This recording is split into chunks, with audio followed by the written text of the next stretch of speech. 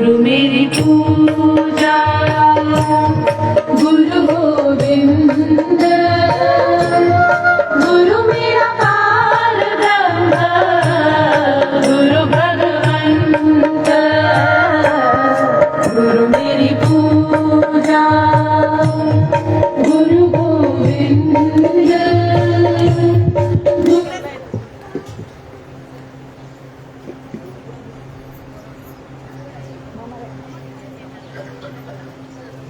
स्वस्ति श्रीमन्महागणाधिपतये नमः।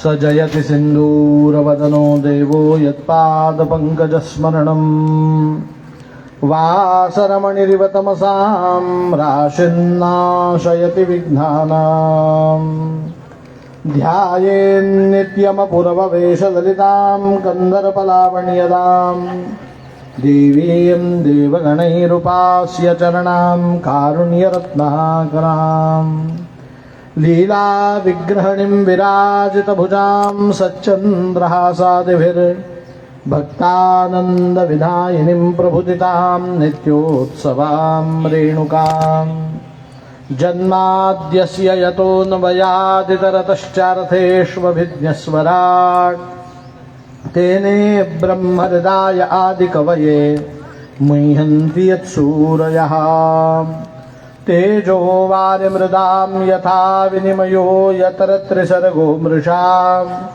धाम्ना स्वेन सदा निरस्तकुहकं सत्यं परं धीमहि धर्मः प्रोज्झितकैतवोऽत्र परमो निर्मत्सराणां सतां वेद्यं वास्तवमत्र वस्तु शिवदं तापत्रयोन्मूलनम् श्रीमद्भागवते महामुनिकृते किं वा परैरीश्वरः सद्यो रुध्यवरुध्यतेऽत्र कृतिभिः शुश्रूषुभिस्तत्क्षणात् निगमकल्पतरोर्गलितं फलं शुकमुखादमृतद्रवसंयुतं पिबत भागवतं रसमालयं मुहुरहो रसिका भुवि भावुकाः यं प्रव्रजन्तमनुपेतमपेतकृत्यं द्वैपायनो विरहकातर आजुहाव पुत्रेति तन्मयतया तरवोऽभिनेदुः तं सर्वभूतहृदयं मुनिमानतोऽस्मि यस्वानुभावमखिलं श्रुतिसारमेकम् अध्यात्मदीपमतितितिर्षतां तमोन्धम् संसारिणां करुणयाः पुराणगुह्यं तं व्याससूनुमुपयामि गुरुं मुनीनाम् गोपाल कृष्ण भगवान की सच्चिदानंद भगवान की जय राजाधिराज प्रभु त्र्यंबकेश्वर भगवान की जय गंगा गोदावरी माता की जय सद्गुरु निवृत्तिनाथ महाराज की जय ओम नमः पार्वती पतये हर हर हर महादेव हरे राम राम राम हरे हरे हरे कृष्णा कृष्ण कृष्ण हरे हरे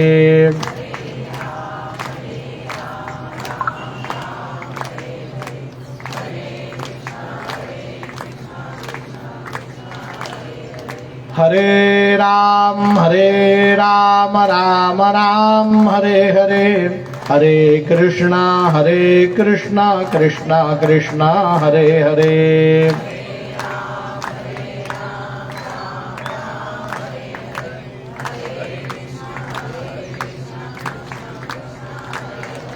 हरे राम राम राम हरे हरे हरे कृष्णा कृष्ण कृष्ण हरे हरे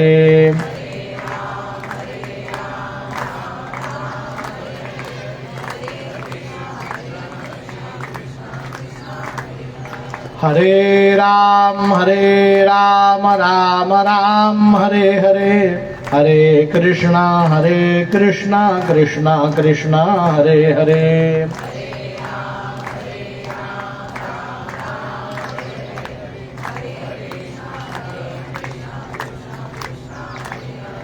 हरे राम राम राम हरे हरे, हरे कृष्णा कृष्णा कृष्णा हरे हरे.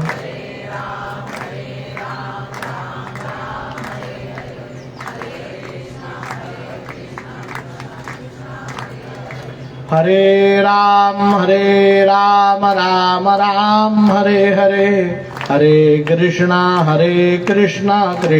कृष्णा हरे हरे.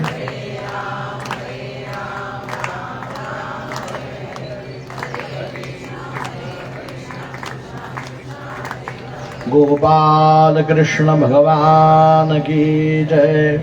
इंदीवरेन्द्र मणिसुंदरमिंदिरेशम मन्दीकृतेन्द्र दिविवृन्दमनन्तवीर्यं मन्दस्मितप्रसरनन्दितलोकवृन्दं वन्दे दिनेन्द्रकुलनन्दनरामचन्द्रम्.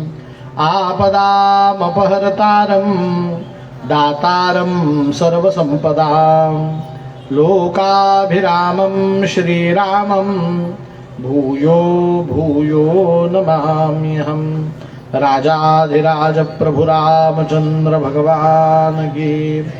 मनोजवं मारुततुल्य वेगं जितेन्द्रियं बुद्धिमतां वरिष्ठं वातात्मजं वानरयूथमुख्यं श्रीरामदूतं शरणं प्रपद्ये. अतुलितबलधामं हेमशैलाभदेहं दनुजवनकृशाणुं ज्ञानिनां मगरगण्यं सकलगुणनिधानं वानराणाम् अधीशं रघुपतिप्रियभक्तं वातजातं नमामि. श्रूयतां देवदेवेश नारायण जगत्पते, त्वदीये नावधानेन कथयिष्ये शुभाकथा. सगळ्यांनी म्हणा ओम हरये नमः. ओम हरये नमः. ओम हरये नमः. आजचा कथा प्रसंग. काल परिव्राजकाचार्य ब्रह्मपदाचं सदैव चिंतन करणारे, ब्रह्मस्थिती प्राप्त झालेले, ब्रह्म अगोचर दृष्टी प्राप्त झालेले महर्षी शुकाचार्य यांनी भगवंतांच्या जन्माची कथा राजा परीक्षितीला गंगेच्या तीरावरती सांगितली. आज शुकमुनी परीक्षित राजाला सांगतात, परीक्षिता कोण जन्माला आलं? म्हणे साक्षात पूर्ण परब्रह्म नारायण जन्माला आला. कसा जन्माला आला? तुम्ही आम्ही जन्माला आलो तसा तो जन्माला आलेला नाही. परीक्षित राजाला शुकमुनी भगवंतांच्या जन्माचा श्लोक म्हणून दाखवतात. ते म्हणतात, परीक्षिता तमद्भुतं बालकमंबुजे क्षणं चतुर्भुजं शंख गदार्युधायुधं श्रीवत्सलक्ष्मं गलशोभिकौस्तुभं पीतांबरं सांद्रपयोदसौभगम्. परीक्षिता अत्यद्भुतं बालकं, अत्यंत अद्भुत बालक जन्माला. जगताच्या पाठीवरती असं बालक आजपर्यंत जन्माला आलेलं नाही. परीक्षित राजाने विचारलं, अशी काय विशेषता आहे, अशी काय अद्भुतता आहे? शुकमुनी सांगतात, ऐक परीक्षिता, तमद्भुतं बालकं अंबुजे क्षणं. भगवंत जन्माला आला ना परीक्षिता, त्याच वेळेस भगवंतांचे डोळे अंबुजे क्षणः, अंबुवत ईक्षणः यस्य स अंबुजे क्षणः. समुद्राचं पाणी जसं निळशार असतं, भगवंत जन्माला येता क्षणी भगवंतांचे डोळे पूर्ण निळेशार होते. सांग परीक्षिता, निळे डोळे असलेलं बालक जन्माला आलंय का आजपर्यंत? आलेलं नाही. अंबुजे क्षण, भगवंतांचं पहिलं वैशिष्ट्य सांगितलं. दुसरं वैशिष्ट्य म्हणे भगवंत जन्माला आलेत त्याच वेळेस चतुर्भुजम. भगवंतांना हात किती आहेत? 4.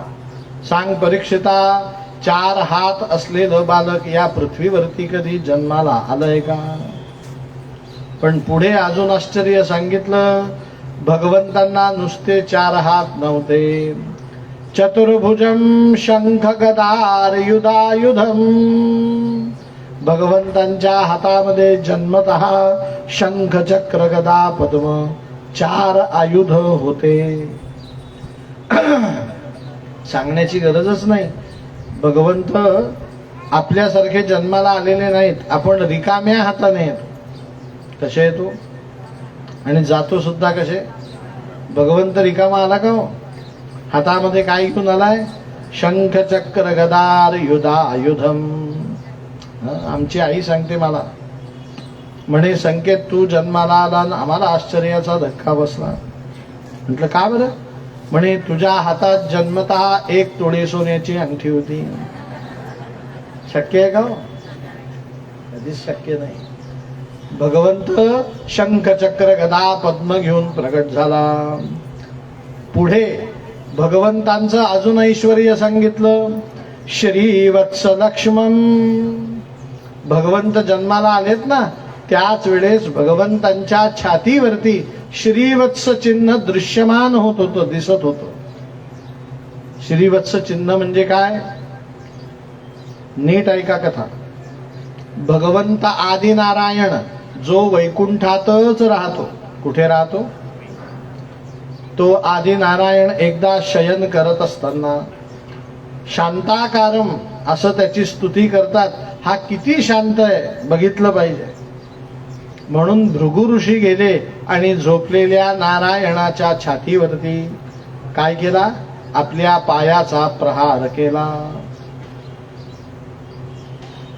भगवंत जागे झालेत आणि भृगु ऋषींना पाहिलं, मनाची विचार केला की आज दैव योगाने माझ्या भाग्याने ब्राह्मणाचा पाय माझ्या छातीवर लागलाय.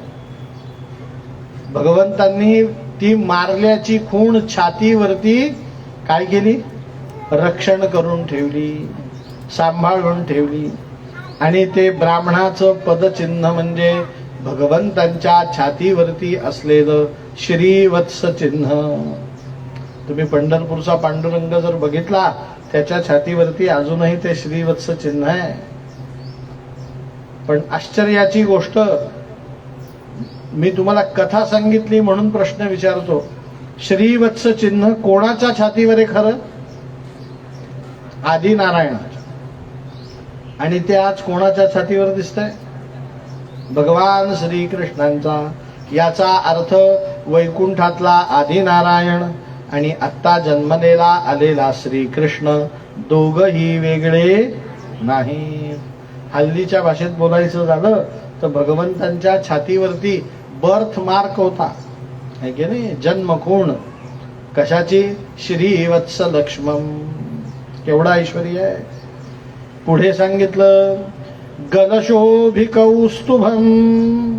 भगवंत जन्माला आलेच परीक्षिता, त्याच वेळेस भगवंतांच्या छातीवरती कौस्तुभ मण्यांची माळ रुळतीये. कौस्तुभ मणी म्हणजे काय हो? तर समुद्र मंथनातनं प्रगट झालेलं आहे कौस्तुभ मणी. आणि समुद्र मंथनातनच प्रगट झालेली आहे भगवंतांची धर्मपत्नी क्षीर समुद्र कन्या. तिचं नाव लक्ष्मी. पण लग्नानंतर नाव लक्ष्मी झालंय.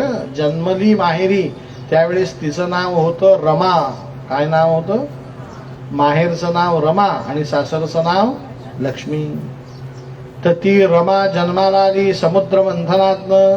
आणि त्या समुद्र मंथनातनं प्रकट झाल्यानंतर त्या रमेला वाटलं की हाच रमाकांत असावा. सर्वांग सुंदर आहे ना. रूप पाहता लोचनी सुख झाले हो साजणी. आहे नाही? भगवंत दिसायला कसे आहेत? सुंदर ते ध्यान उभे विटेवरी. लक्ष्मी मोहित झाली. आणि त्या मोहित झालेल्या रमेने भगवंतांशी विवाह केला. त्या विवाहाच्या प्रसंगाक्षणी लक्ष्मीने भगवंतांच्या गळ्यात जी माळ घातली तिचं नाव कौस्तुभ मण्यांची माळ.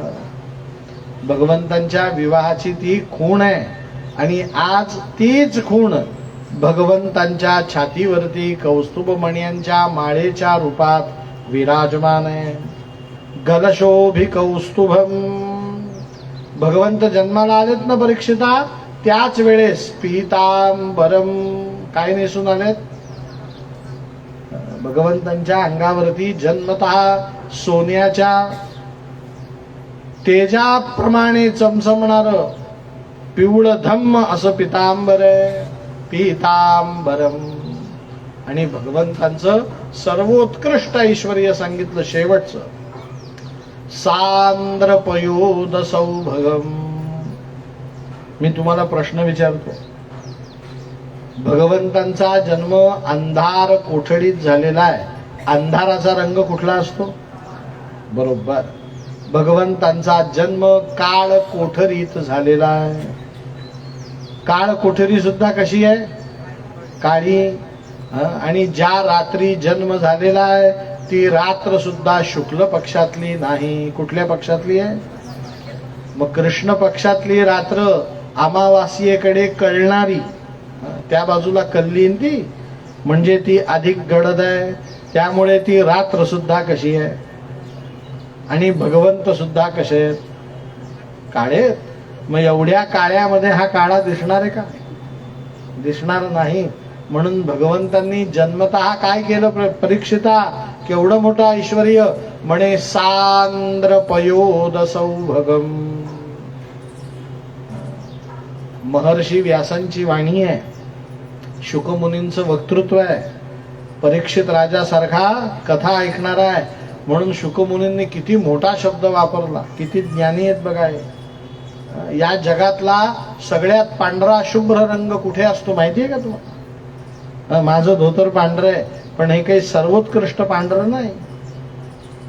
जगातला सगळ्यात पांढरा शुभ्र रंग कुठे असतो माहितीये?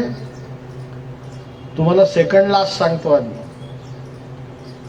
पहिला नंबर नंतर सांगतो, आधी त्याच्या आधीचा सेकंड लास्ट सांगतो. पांढरा रंग सर्वोत्कृष्ट सेकंड लास्ट समुद्राचा फेस. कशाचा फेस? आणि त्याच्यापेक्षाही श्रेष्ठ पांढरा रंग ज्याला खरं शुभ्र म्हणतात, असा पांढरा शुभ्र रंग असतो दुधाच्या पातेल्यावरती येणारा दुधाचा फेस. दुधाच्या फेसापेक्षा पांढरं या जगतात काही नाही. मग शुकमुनींनी सांगितलं, भगवंत जन्माला आलेत ना त्याच वेळेस भगवंतांच्या शरीराभोवती दुधाच्या फेसाप्रमाणे पांढर शुभ्र वलय होत. सांद्र पयोद सौभगम. पय म्हणजे दूध. दुधाच्या फेसाप्रमाणे पांढर शुभ्र तेजो वलयांकित असं तेजस्वी प्रभा चमचमत होती.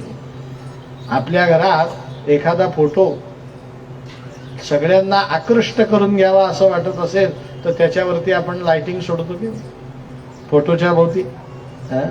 भगवंत जन्माला आलेत त्याच वेळेस त्यांच्या शरीराभोवती लाइटिंग होती महाराज.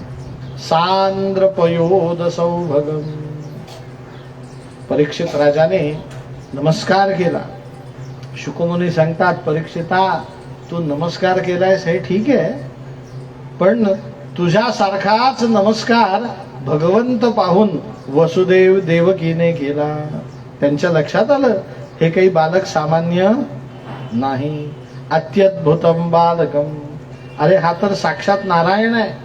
म्हणून वसुदेव देवकी नमस्कार करतात. नमस्कार करताना म्हणतात, श्री कृष्ण कृष्ण सख वृष्णे वृषभावनिधृत राजन्यवंश दहना नपवर्गवीर्य गोविंद गोद्विज सुरारति हरावतार योगेश्वराखिल गुरो भगवन् नमस्ते. गोपाल कृष्ण भगवान की जय. योगेश्वर कृष्ण म्हटलं. काय म्हटलं? भगवंतांनी तेवढ्यात काय लीला करून दाखवली माहितीये का? योगेश्वर का म्हटलं? तर आई वडिलांच्या समोर डाव्या पायाचा अंगठा तोंडात घालून दाखवला. हरये नमः, हरये नमः, हरये नमः, श्रीकृष्णाय नमः, श्रीकृष्णाय नमः. वा काका, छानच. माझ्या उपयोगाचं कागद दिलं तुम्ही. विष्णुरातः, विष्णुना रातः इति विष्णुरातः. शुकमुनींचं मूळ नाव देवरात. देव देवेन रातः इति देवरातः. अग्नीचा मुलगा. बरोबर. फार विद्वान मनुष्य आहे तो. नाभी राजाच्या आईचं नाव सांगितलं नाही हा. तुम्ही. पूर्वचित्ती अप्सरा. पूर्वचित्ती अप्सरा. बरोबर. नाभी राजाच्या पत्नीचं नाव मेरू देवी. तो ऋषभ. ऋषभ ऋषीमुळे माहिती नाही काका विद्वान आमचे. यांच्या पुढचं भागवत ठेवा यांचं. हा. जय श्री कृष्ण, जय श्री कृष्ण. मला खूप टॉवेल झाले आता. एक आंघोळीला एक आंघोळी. एक टोल पुसायला. रोज टॉवेल देत आहेत ते. जय श्री. एक उन्हामध्ये गेले ते बर बर बर. ठीक. जय श्री कृष्ण. ब्रह्मदेव आहे. बर. ब्राह्मण पवित्र सगळ्या जगात श्रेष्ठ. गीताला वा वा वा. जय श्री कृष्ण.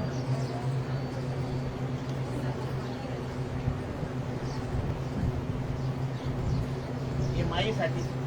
अहो माई एवढं नाही वापरणार, तिला मोठं द्यावं लागतं. त्यामध्ये ते मंदिर असतं ना त्याला बर बर. ठीक ठीक. जय श्री. लहान मूर्ती आहे ना ते नक्की नक्की नक्की. म्हणजे जे शेपूट असतं, हो. शेवटचे पाठ आहे. बरोबर. जय श्री. हे आमचे भाऊ आहे. नक्की नक्की. आमच्या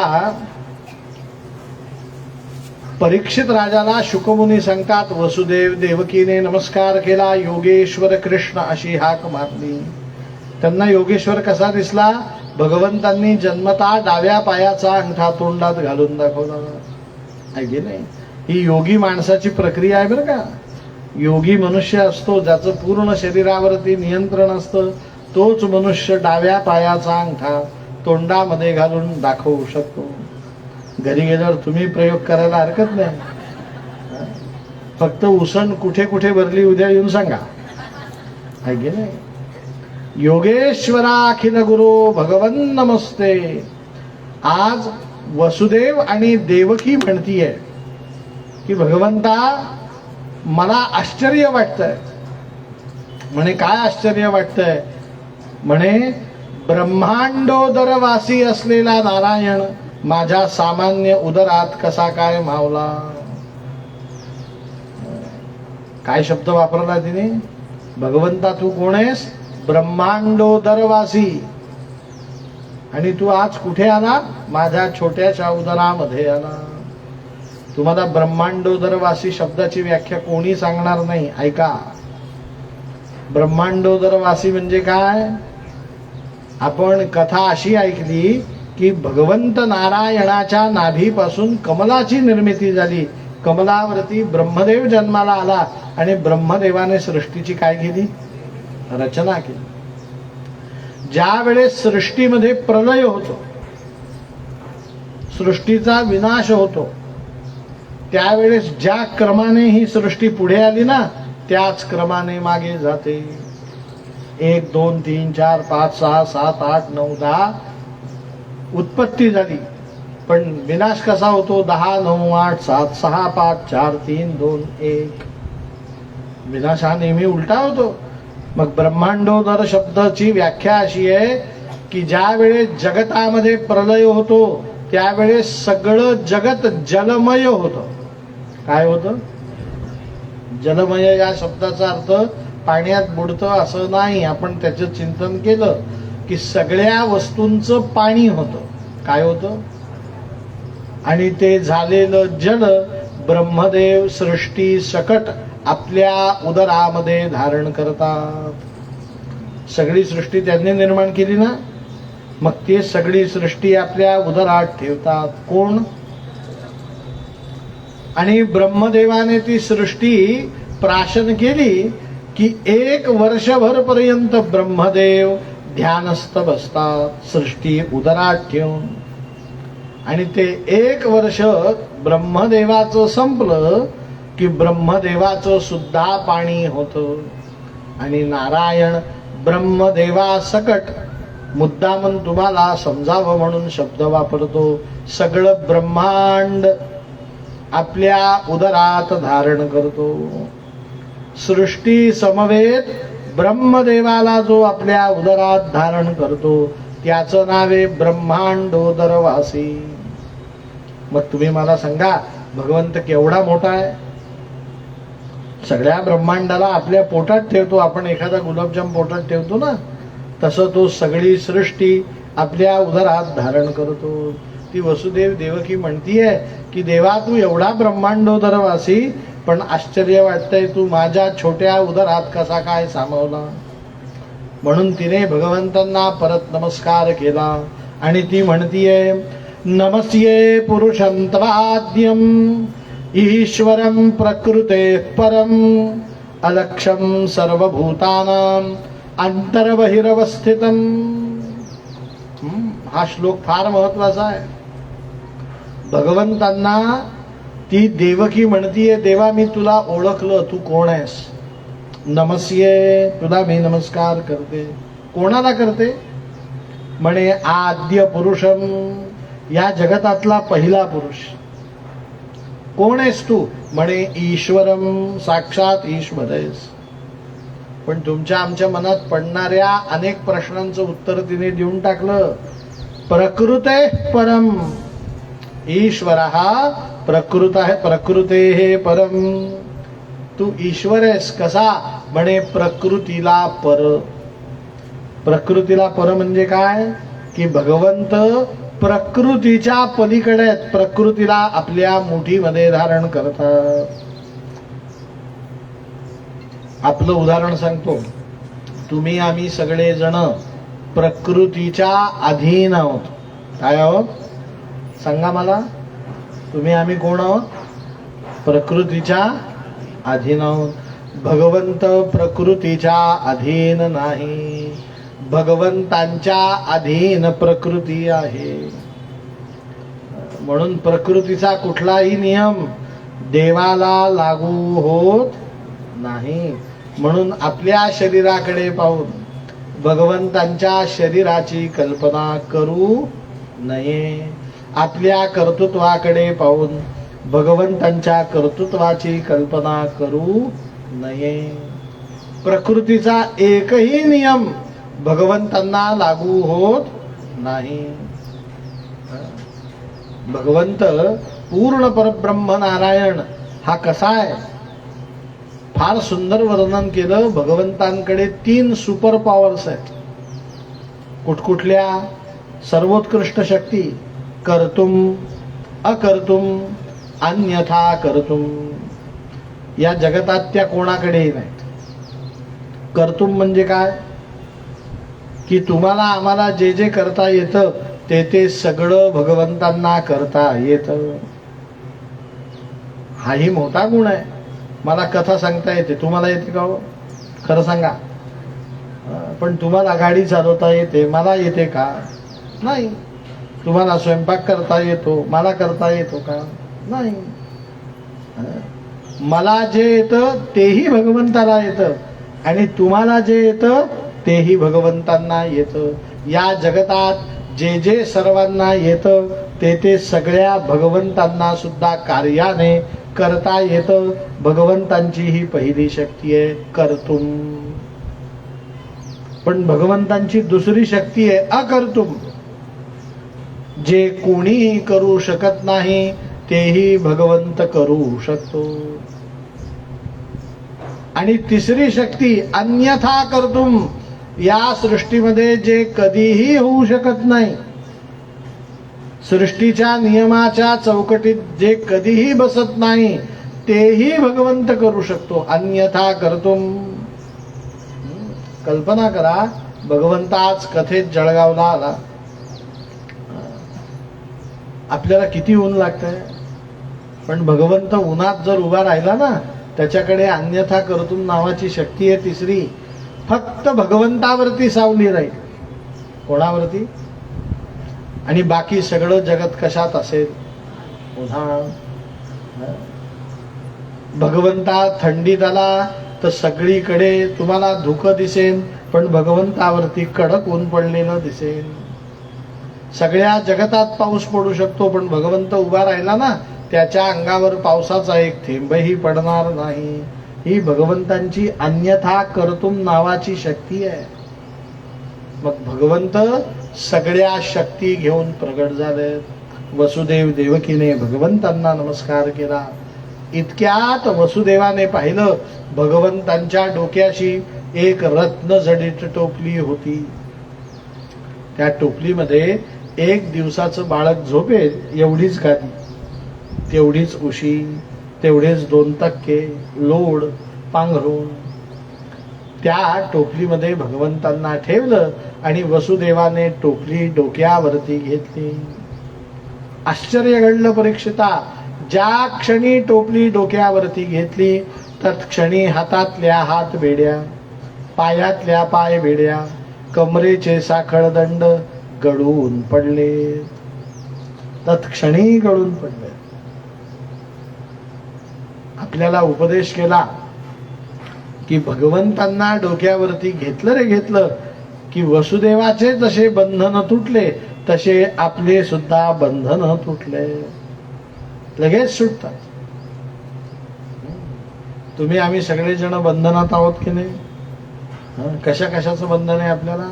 संसाराचं बंधन आहे, प्रपंचाचं बंधन आहे. मला याची पूर्ण कल्पना आहे. मी तुम्हाला कितीही भागवत सांगितलं तरी परवापासून पहिले पाढे 55. कारण तुम्ही आम्ही कशात राहतो? बंधनात राहतो. घरदार प्रपंच कोणाला सुटलंय का हो? मग हे सुटतं कधी?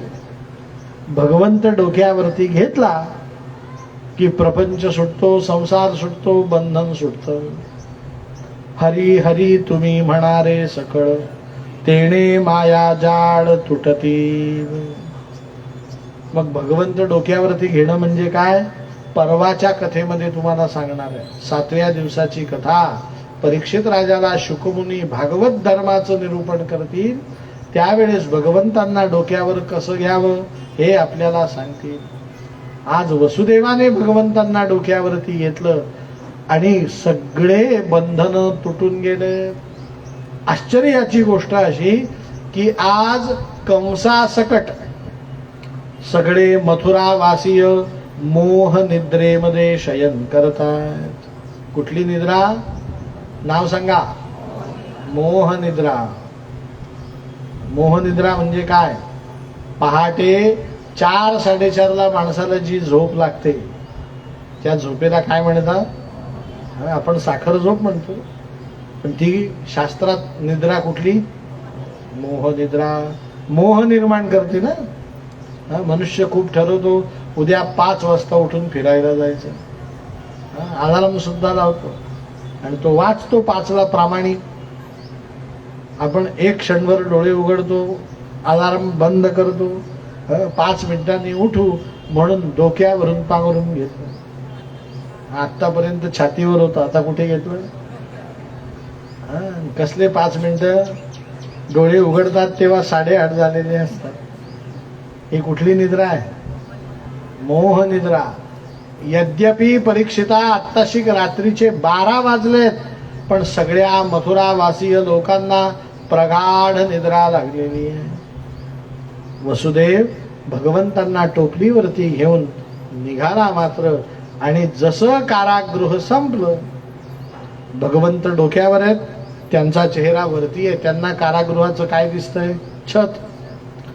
पण जसे कारागृहातनं बाहेर आले तसे भगवंतांना निळशार आकाश दिसलं आणि त्या आकाशामध्ये अष्टमी तिथी पूर्ण भाकरीसारखा सुंदर गोल असा चंद्र भगवंतांची वाट पाहत होता. कारण आज भगवंत कुठल्या वंशात जन्माला आले म्हणून चंद्र भाकरीसारखा होता. त्याने त्या पूर्ण परब्रह्म नारायणाला बघितलं. आणि त्या नारायणाला बघून तो आनंदित झाला, प्रफुल्लित झाला. आणि आनंदाच्या भरामध्ये चंद्राने काय केलं परीक्षिता? भगवंतावरती अमृतम स्त्रावयेत. कशाचा अभिषेक केला? अमृताचा. चंद्राजवळ अमृत आहे. कोजागिरी पौर्णिमेच्या दिवशी तो सगळ्या पृथ्वीवरती काय सोडत असतो? आज कोजागिरी पौर्णिमा आहे का? आज श्रावण महिन्यातल्या कृष्ण पक्षातली अष्टमी आहे. भगवंतांनी त्या चंद्राच्या स्वरूपामध्ये भगवंतावरती अमृताचा अभिषेक केला. बघा, भगवंतांचं परमेश्वर्य. ते जन्माला आल्यानंतर साध्या पाण्याने आंघोळ केलेली नाही त्यांनी. कशाने आंघोळ केली? अमृताने. पण चंद्राची अडचण अशी होती, चंद्राला एकट्याला राहता येत नाही. चंद्र हा ढगांमध्ये राहतो. संस्कृतमध्ये ढगांना म्हणतात नभ. काय म्हणतात? त्या नभांनी विचार केला म्हणे आज कोजागिरी पौर्णिमा नाही, हा चंद्र पूर्ण कसा? अमृताचा अभिषेक हा कुठे करतोय? त्या नभांनी पुढे विचार केला म्हणे हा चंद्र मुलखाचा कंजूस. कोजागिरी पौर्णिमेला सुद्धा अमृताची धार छोटी ठेवतो, पण आज त्याने ती धार कशी केली आहे? मोठी केली आहे. असं पृथ्वीवरती कोण आहे की ज्याच्यावरती ही अमृताची धारा प्रक्षेपित होते? म्हणून नभांनी खाली पाहिलं आणि त्यांना पूर्ण परब्रह्म नारायणाचं दर्शन झालं. ते नभ सुद्धा आनंदले आणि मंद मंद मनुगर्जित मेघा, मंद मंद गर्जना करत भगवंतावरती पाण्याचा अभिषेक करू लागले. पाण्याचे शिंतोडे उडवू लागले. पण हे लांबून बघितलं शेषाने. शेष माहिती आहे ना तुम्हाला? या जगतातला सिंहापेक्षा वाघापेक्षाही संतापी प्राणी. या जगतात सगळ्यात संतापी कोण? सर्प, शेष. लगेच आरेला कार्य करतो. सर्पाला तुम्ही असं केलं की तोही असं करतो. त्याच्याकडे विवेक नाही. तो सर्प संतापला आणि चंद्राकडे पाहून, ढगांकडे पाहून रागवू लागला. तो शेष म्हणतोय, अरे चंद्रा, अरे नभांनो, तुम्हाला काही समजतं का? श्रावण महिना आहे, सर्द वातावरण आहे, रात्रीचे 12 वाजलेत. भगवंत आत्ताशी नवजात शिशु आहेत, नुकतेच जन्माला आलेत. भगवंतांच्या अंगावरती पूर्ण वस्त्र अजून परिधान केलेले नाही. आणि भगवंतावरती तुम्ही आनंदाने एवढी मोठी अमृताची धार, एवढी मोठी पाण्याची धार जर सोडली, भगवंत भिजले, आजारी पडले, तर जबाबदारी कोणाची? म्हणून शेष नारायण संतापला, वसुदेवाच्या पाठीमागून आला आणि भगवंतावरती शेषोल बगा भार निवारयन गणै. भगवंतावरती काय धरला? फणा धरला. आणि अशी ती वरात भगवंतांची, चंद्र, तारका, नभांगण, शेष नारायण, वसुदेव, रत्नजडित टोपली सगळी यमुनेच्या तीरावरती आली. कुठे आली? आणि वसुदेव आश्चर्यचकित झाला. का बरं? सगळी यमुना नदी दुथडी भरून वाहत होती. परीक्षित राजाने सांगितलं, महाराज, कृष्ण जन्माच्या वेळेस तुम्ही श्लोक म्हटला, नद्या प्रसन्न सलिला. सगळ्या भारतवर्षातल्या नद्या प्रसन्न होऊन वाहत होत्या. मग आत्ता भगवंतांचा 5 मिनिटात जन्म झाला आणि ही यमुना नदी अप्रसन्न का झाली? एवढी दुथडी भरून का वाहू लागली? 5 मिनिटात असं काय घडलं की तिला महापूर आला, की वसुदेवाला ती नदी पार करणं अवघड वाटू लागलं? शुकमुनींनी कारण सांगितलं. ते कारण मीही सांगतो, पण मी पुढे जो श्लोक म्हणणार आहे हा श्लोक भागवतातला नाही, पण इथे म्हणावासा आहे म्हणून मी म्हणतो. तुम्हाला येत असेल तर तुम्हीही म्हणा. म्हणे, ऐक परीक्षिता, भगवंत आज यमुनेतनं प्रवेश करणार आहेत. यमुनेला भगवंतांच्या चरणाचा स्पर्श होणार आहे. हे समजलं कोणाला? गंगा सिंधू सरस्वती च यमुना गोदावरी नर्मदा कावेरी शरयू महेंद्र तनया चरमणवती वेदिका क्षिप्रा वेत्रवती महासुर नदी ख्याता जया गंडकी पूर्णा पूर्ण जलै समुद्र सहिता कुर्यात् सदा मंगलम. गंगा सिंधू सरस्वती यमुना कावेरी गोदावरी तुमच्या भुसावळची तापी नर्मदा सगळ्या नद्यांनी तातडीची बैठक भरवली आणि त्या बैठकीत ठराव केला की आज यमुनेचं काय भाग्य आहे की साक्षात पूर्ण परब्रह्म तिच्यातनं विहार करणार आहे, तिला आपल्या चरणाचा स्पर्श करणार आहे. मग आपण जर यमुने जवळ गेलो तर भगवंतांच्या चरणाचा स्पर्श आपल्याला सुद्धा होईल. म्हणून या नद्या यमुने जवळ गेल्या आहेत आणि म्हणू लागल्या आहेत यमुने त्वं महाभागे सदा श्री हरिवल्लभे. यमुने महाभागे महाभाग्यवान यमुने तू किती भाग्यवान आहेस, तू भगवंतांची सदा प्रिय आहेस. यमुने आम्ही असं ऐकलंय की आज भगवंत तुझ्यातनं प्रवेश करणार आहे. ती यमुना शालू नेसून तयार होती महाराज, भगवंतांच्या स्वागतासाठी नथच घालत होती. तिने सांगितलं तुम्ही ऐकलं ते खरं आहे म्हणे यमुने समजावं म्हणून ना प्लीज आम्ही तुझ्या बरोबर येऊ का. यमुनेने सांगितलं अवश्य या म्हणे, पण गंगा सिंधू कावेरी नर्मदा तापी गोदावरी कृष्णा वेण्णा तुंगभद्रा तुम्ही अधिकारी नद्या आहेत, फार तुम्ही अग्रज आहेत, माझ्या मोठ्या बहिणी आहेत, पण तुम्ही मला रिक्वेस्ट केली प्लीज म्हटलं म्हणून मीही तुम्हाला माझ्या जलात प्रवेश देते, पण माझी सुद्धा एक अट आहे. म्हणे काय म्हणे गंगे तू मला शरण यायचं, गोदावरी तू मला शरण यायचं. म्हणे म्हणजे काय म्हणे माझ्या खालून व्हायचं. सगळ्यांच्या वरून वाहणार कोण मी, कारण भगवंत तुम्हाला भेटायला आलेले नाहीत. कोणाला भेटायला आलेत मला भेटायला आले.